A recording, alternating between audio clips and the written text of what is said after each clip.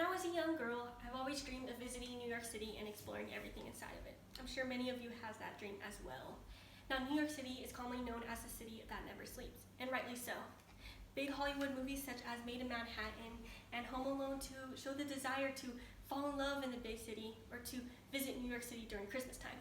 In other films, activities such as walking through Times Square or visiting the Statue of Liberty were exaggerated. Though these are all great things that New York City was known for, does anybody know the history of New York City and how New York City came to be about? It's important to learn the history of New York City because it's the history of New York City that causes New York City to be as great as it is today. As someone who has personally experienced New York City, who has studied in New York City, I am familiar with this culture and I have studied the history of it. Today we will be talking about three major things: the connection of the boroughs, the creation of the subway transportation system, and the making of the Statue of Liberty and the meaning behind it. First, I will be talking about the connection of the boroughs. There are 5 boroughs that make up New York City: the Bronx, Queens, Manhattan, Brooklyn, and Staten Island. When the Dutch settlers first came to New York City in the 1620s, which New York City was actually known as New Amsterdam at the time, they settled on Manhattan Island. Therefore, at the time, Manhattan made up the entirety of New York City. It wasn't until 1874 until another district, the Bronx, were annexed to New York City, or should I say Manhattan. The government's reason for connecting the Bronx to Manhattan was simply because of legislative reasons and because of the location of the Bronx. The government also thought it would be beneficial for the people of Manhattan if the Bronx were connected to it. Shortly after, in 1898, comes the connection of the 3 remaining boroughs, which all together now make up the entirety of New York City.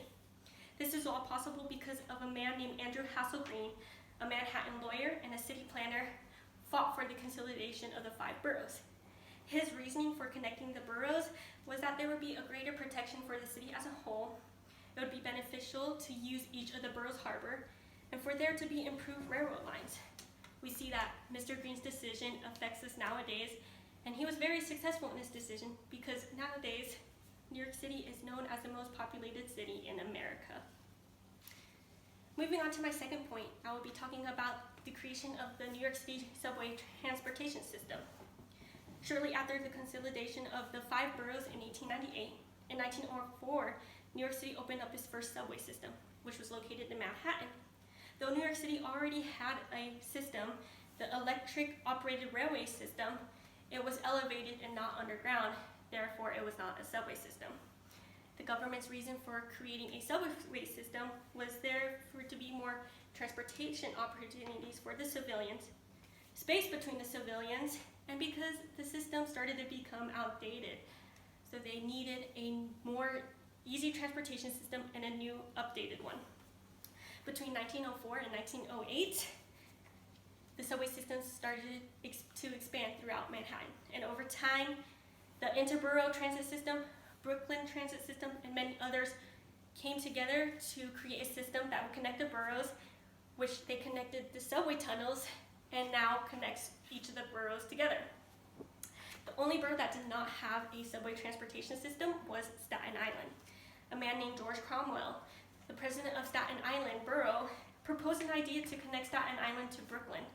It wasn't until the 1920s till the Brooklyn Rapid Transit System agreed to the proposal and started to work on this project. But unfortunately, because of the funding of it, they became bankrupt over it. Along with this project came many problems and conflicts. Officials tried to come up with solutions to it, but they never could. And to this day, Staten Island is known as the Forgotten Borough.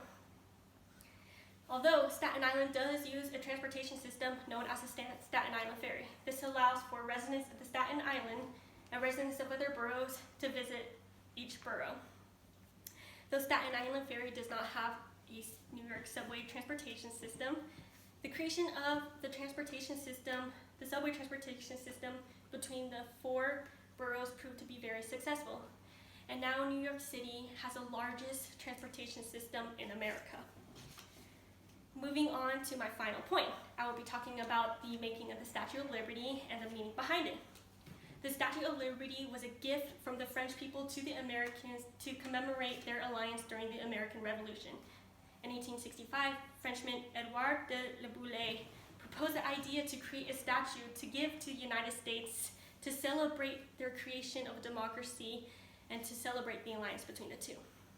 He wanted the statue to represent liberty and freedom that was in America.